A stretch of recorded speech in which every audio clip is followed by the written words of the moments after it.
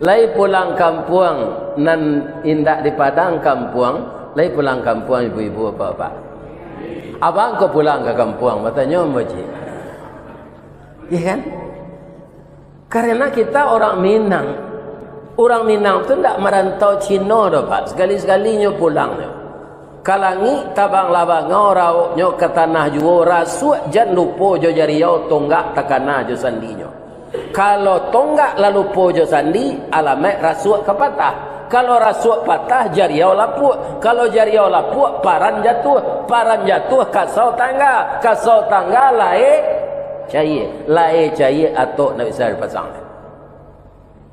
Jadi para anak kekayuak dirantau kemulia kita dirantau nang kampung di jalan juga. Mudah-mudahan kepulangan bersinerginya orang ranah dan orang rantau setelah pulang kampung, maka terbangunlah ukhuwah Islamiyah di antara kita.